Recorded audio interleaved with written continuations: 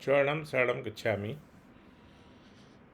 मैं राधा रमन त्रिपाठी। आज 29 मार्च 2026, अब मात्र 2 दिन और इस फाइनेंशियल ईयर मतलब वित्तीय वर्ष को समाप्त होने में जल्दी जल्दी समय बीत रहा है। और ये परम जी की कृपा है। ऐसा माना जाता है कि जो समय जल्दी बीत जाता है वो अच्छा होता है, जो कठिन समय होता है वही देर से और मुश्किल से बीतता है। तो परम जी की बड़ी कृपा है। मन को ऐसा बनाइए कि विकट परिस्थिति में भी और अनुकूल परिस्थिति में भी समान हो मन की स्थिति, फिर आनंद ही आनंद है।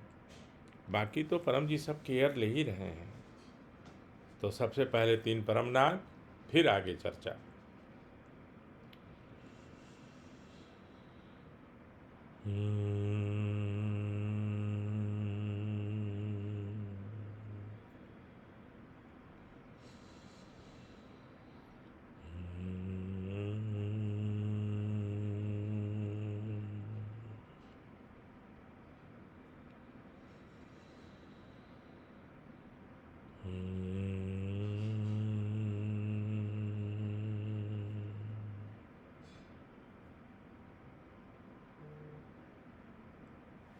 चरणम शरणम गच्छामि।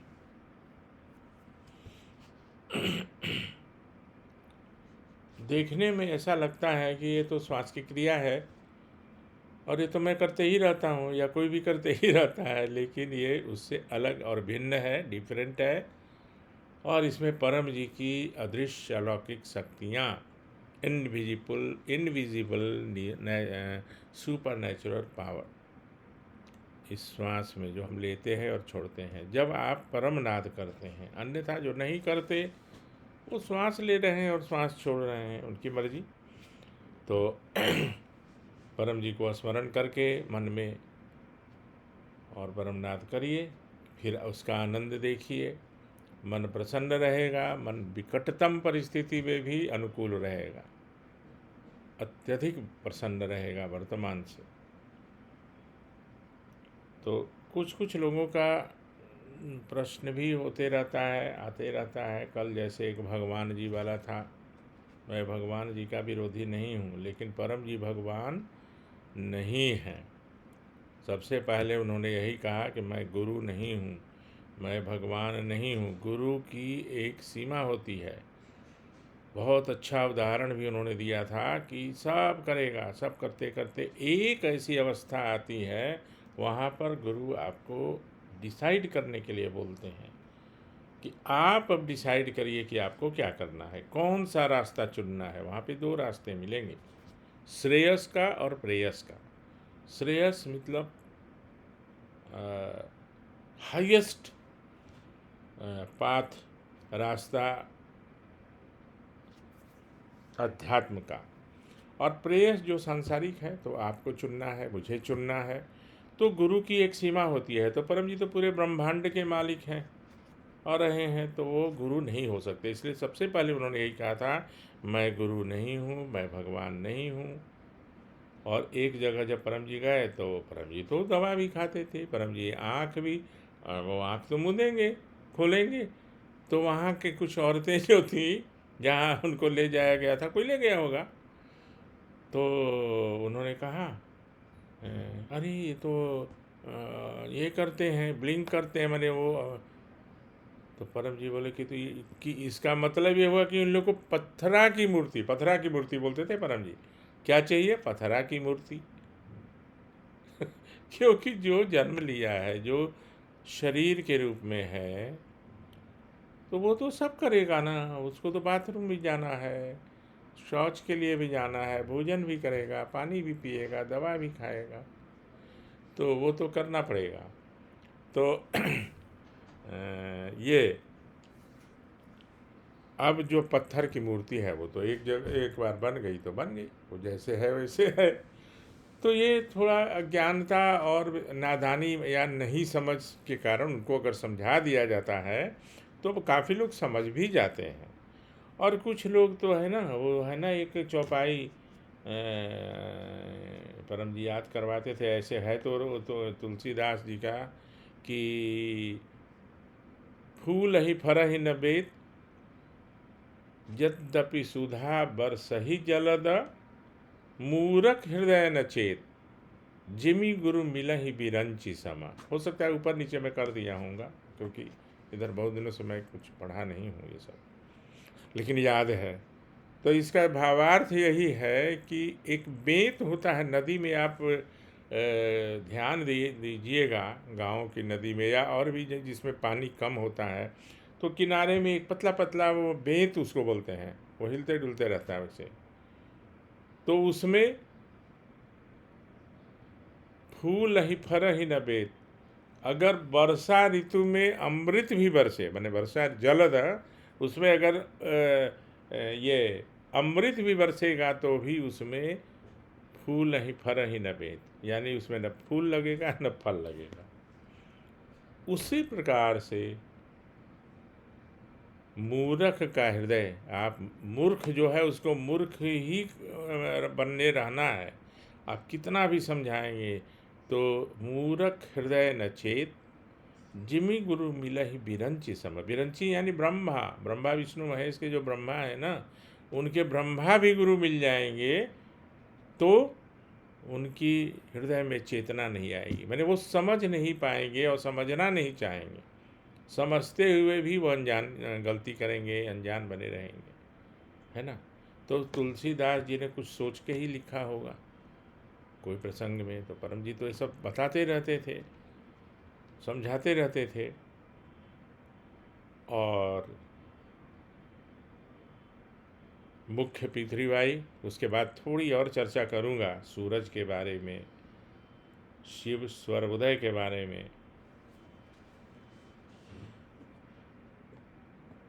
पृथ्वीबाई के पहले पी परम जी, दूसरा पी पप्र और तीसरा पी और वाई परम योग। पप्र से इच्छा पूर्ति होती है, चाहे कि जितने भी प्रयास कर लिए जाएं और उसके बाद भी इच्छा पूरी न हुई, तो सारा प्रयास पहले करना चाहिए। क्यों? क्योंकि ये मन में न रहे कि अरे ये तो होना ही था, शायद ये तो ऐसे ही हो जाता। ये सब सुनने को मिला है और मिलेगा आपको भी, अगर जैसे जैसे ज़्यादा लोगों को प्रचार करेंगे ऐसा सुनने को मिलता रहेगा। अरे ये तो शायद हो जाता, बेकार का कर लिए पप, का ज़रूरत था ये सब आपको सुनने को मिल सकता है। तो खैर ऐसा कुछ नहीं है, तो क्या करना है, सारा प्रयास कर लिया जाए। सारा प्रयास के बाद भी नहीं वो बनता है तो फिर पृथ्वीबाई करिए, तभी तो डिफरेंस मालूम होगा, तभी तो अंतर मालूम होगा कि मेरा काम किससे बना। नहीं तो क्या है कि होम्योपैथी दवा भी खाइए, एलोपैथी भी खाइए, आयुर्वेदिक भी खाइए, तो आपको तो डिफ्रेंशिएट करने में मुश्किल हो जाएगा, कठिन हो जाएगा कि मेरा रोग दूर कैसे हुआ। तो एक एक करके सबको रूल आउट करते जाइए, है ना। ये सब छोटी छोटी बातें हैं उन लोगों के लिए जो बिल्कुल नए जुड़ते हैं और जुड़ रहे हैं, उनके लिए नहीं है जो कई वर्षों से। मुझे कहना नहीं चाहिए लेकिन कुछ लोग लिखते हैं परम चरम गच्छामि। अब कई वर्षों से, 8 वर्षों से, 10 वर्षों से जुड़े हैं तो थोड़ा ध्यान नहीं देते होंगे, या इसको एक ड्यूटी के रूप में लिख देते हैं।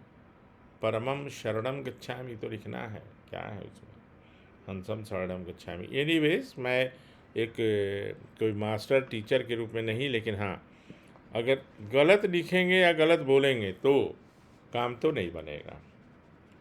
तो परम जी बहुत सारी बातें बताते रहे हैं, उसमें सूरज की, परम जी का कहना है कि हमारे पूर्वज सूरज के उपासक थे, कुछ सोच के ही बोला होगा ना उन्होंने। तो सूरज समान रूप से लोगों को अपना प्रकाश देता है। सूरज को इस पूरे ब्रह्मांड का, इन तीनों लोकों का चक्षु, आँख, मेरी आँख जैसे ये है, आपकी आँख आपके पास होगी, लेकिन सूरज को पूरे लोकों का, सूर्यो यथा सर्वलोकैः चक्षु ये कठोपनिषद जो है ना, नचिकेता वाली कहानी में बहुत सुंदर वर्णन है, लेकिन यहाँ पर कठोपनिषद का कोई प्रवचन तो होने वाला नहीं है।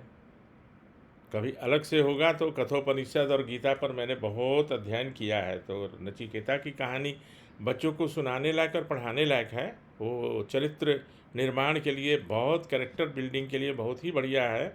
बल्कि हमारे यहाँ तो प्रजातंत्र ऐसी है और सरकार और विपक्ष, अन्यथा कठोपनिषद को क्लासेज में, कोर्सेज में लाना चाहिए। वो कोई ऐसा नहीं है कि किसी खास जाति के लिए, वो एक मतलब सबके लिए है, प्राणी मात्र के लिए जो है संसार में, उनसे बहुत कुछ सीखने को। और यमराज ने बहुत जिद के बाद नचिकेता को जब उन्होंने सिखाया रहस्य लाइफ आफ्टर डेथ, तो सबको सीखने लायक, पढ़ने लायक है। और ये सब जब परम जी रेफ़र करते थे ना, तो बहुत माने रखता था। तो हाँ, सूरज जो है, सन, वो समान रूप से सबके ऊपर अपना प्रकाश देता है। वो नहीं देखता कि यहाँ गंदगी है, यहाँ इसमें दोष है, इसमें खुशबू है, यहाँ बहुत बढ़िया है। वो अपना समान रूप से अपनी रोशनी, अपना प्रकाश सूरज देता है। पृथ्वी वायु उसी तरह से वो सबको समान रूप से लाभ देना चाहता है। लेकिन सूरज का अगर प्रकाश से मुझे लाभ लेना है तो मुझे क्या करना होगा? छतरी लगा के हम लाभ नहीं ले सकते। अब छतरी भी लगाए हुए हैं और सूरज की रोशनी और कंप्लेंट कर रहे हैं क्या? मेरे ऊपर तो सूरज का प्रकाश ही नहीं आ रहा। तो छतरी एक सिंबॉलिक है, माने एक सांकेतिक बात है। छतरी का मतलब कि आँख के ऊपर जो पट्टी है ना, हम लोग बांधे रहते हैं। हम लोग स्वीकार नहीं करना चाहते कि हम क्या गलती कर रहे हैं, हम क्या गलती कर रहे हैं या मुझे क्या करना है। तो सूरज के प्रकाश का लाभ लेने के लिए मुझे छतरी को हटाना पड़ता है और हटाना पड़ेगा। उसी प्रकार पृथ्वी वायु से लाभ लेने के लिए हमें अनेक तरह के शंकाओं और आडंबर से दूर होना पड़ेगा, फिर लाभ तो मिलेगा ही। और मैं बार बार बोलता हूँ कि अगर पृथ्वी वायु की तुलना बिजली से की जाए तो ये सबसे अच्छा है। हमारे घर में बिजली का लाभ मिले, जैसे अभी एसी भी चल रहा है, गर्मी यहाँ है मुंबई में, रोशनी भी है, सब कुछ है, तो उसके लिए क्या है? 3 बातें आवश्यक है। 3, एक कि हमारा सरकार से हमको कनेक्शन मिल जाए, पहले हम ऑथराइज हो जाए कि भाई आपके यहाँ कनेक्शन लगेगा।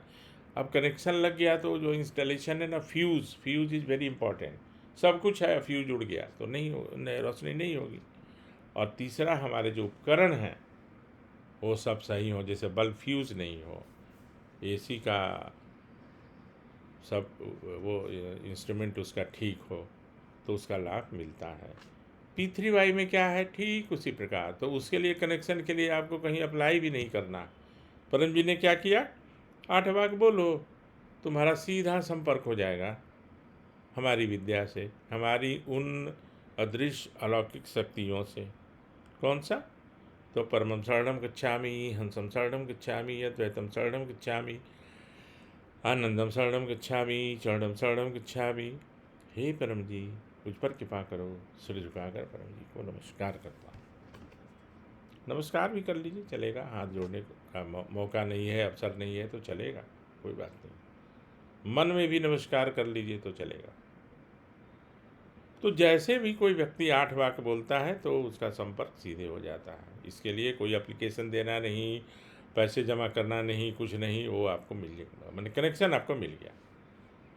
और उसके बाद 9वें में अपनी इच्छा रखिए, 10वें में इच्छा पूर्ति के बाद देने वाली मकर राशि की प्रतिज्ञा, और 11वें में इच्छा पूर्ति के बाद प्रचार करने की संख्या। ठीक है? तो ये इतना सरल परम जी ने बना दिया कि इससे अच्छा और कुछ क्या बताया जा सकता है। करके देखिए। जो नए लोग हैं, पुराने लोग तो कर ही रहे हैं और उनकी इच्छाएं पूरी हो रही हैं, लेकिन जो नए जुड़ रहे हैं इस विद्या से, तो उनको भी बताइए और उनको प्रोत्साहित करिए कि वो अपने आसपास लोगों को बताएं, क्योंकि कष्ट में बहुत लोग हैं। कुछ लोग एक्सेप्ट नहीं करता है, कष्ट में है लेकिन बोलेंगे नहीं कि हमें यह है, क्यों, पता नहीं उनको क्या हो जाएगा। दूसरा, परम योग से मानसिक शांति, मानसिक रोग का निवारण होगा ही और होगा ही, इसमें शंका नहीं है। पर चांस वाली थ्योरी नहीं है कि हो गया तो हो गया, नहीं हुआ तो मैं क्या करूं भाई। तो परम जी की इतनी गारंटी है। अब एक पुस्तक के बारे में परम जी ने मुझे बताया, अब पता नहीं और लोगों को बताया या नहीं बताया। कुछ लोगों की आदत होती कि अगर बता दिया तो हम अपने तक ही सीमित रखें, क्यों लोगों को बताएं, नहीं तो हमारा महत्व कैसे रहेगा, है ना। मेरी आदत उल्टी है। अगर मुझे कहीं से कुछ मिलता है ना, तो मैं चाहता हूँ कि उसको जितना ज़्यादा लोगों को बांट सके, और खुशियाँ जो है ज़्यादा से ज़्यादा बांटने का ये मेरा स्वभाव है ना, ये मेरा अपना स्वभाव है। तो उन्होंने एक बार मुझे शिव स्वरोदय एक किताब, ऐसे बैठे थे तो बोले कि आप शिव स्वरोदय बृहद उसका जो बड़ा वाला जो है वो खरीद के पढ़िए। अब उन्होंने मुझे ही क्यों बोला पढ़ने, इसका कुछ कारण होगा। मैंने कोशिश किया और वो अमेजोन या कौन से कहीं, लेकिन बहुत छोटी सी पुस्तक मुझे मिली है शिव सर्वोदय की। तो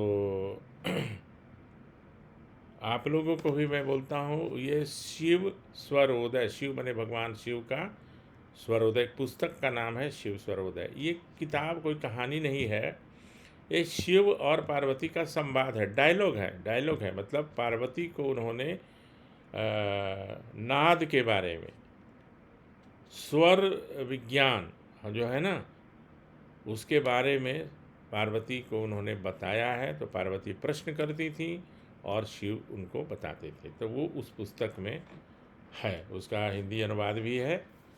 तो आप लोग भी प्रयास करिएगा। कोई जो पुरानी किताब होगी, उन्होंने कहा था दिल्ली में कोई चावड़ी बाज़ार है, ब्रह्म जी ने कहा था चावड़ी बाज़ार है कोई, वहाँ पर मिल सकती है, लेकिन उसके बाद मौका ही नहीं मिला, कि अवसर नहीं मिला वहाँ जाने का। और ये मैं किसी को लगाता हूँ या दिल्ली जाऊँगा तो पर्पसली जाऊँगा। मेरे पास छोटी है लेकिन बृहद हो तो अच्छा है, उसमें वर्णन पूरा है उसका, तो कुछ उसमें श्लोक है संस्कृत में और उसका अनुवाद भी है। तो शिव स्वरोदय आप लोगों के लिए मैं चाहता हूँ कि आप लोग भी उसका लाभ लीजिए। और परम जी ने कुछ सोच के ही बोला होगा, और अगर किसी और को बोला होगा तो पता नहीं आप लोग को बता नहीं पाए या नहीं बताना चाहते होंगे, आई डोंट नो। मैं इसमें किसी का कुछ ब्लेम नहीं कर रहा हूँ, लेकिन मैं ज़रूर बताना चाहता हूँ कि परम जी ने ऐसा बताया है, तो कोई कारण होगा। कोई पुस्तक के बारे में अगर परम जी रिकमेंड कर रहे हैं तो ये बहुत बड़ी बात है। शिव स्वरोदय। तो पत्र करिए, परम योग करिए, इच्छाएं पूरी होंगी, मन शांत रहेगा, मानसिक रोग दूर होगा, और परम जी के वचन को, परम जी के सपने को पूरा करिए, जगत को परिवार बनाइए, विश्वव्यापी बनिएगा, उसमें शंका नहीं है। आपको प्रयास करते रहना होगा। घर बैठे नहीं बन पाएंगे हम लोग, लेकिन हम लोग प्रचार करेंगे, जहाँ तहाँ जहाँ मौका मिले वहाँ करिए। कोई किसी की जागीर नहीं है, कोई किसी की ज़मींदारी नहीं है, ये पूरा विश्व हम सभी का है, ऐसे मान के करिए। आपसे विदा लेता हूँ आज, कल फिर मिलते हैं। और 19-20 मिनट तो हो ही जाता आजकल, कोई बात नहीं, अब उसका मैंने ध्यान देना छोड़ दिया। और आपसे निवेदन, लोगों को बताइए, अधिक से अधिक लोग। चरणम शरणम गच्छामि।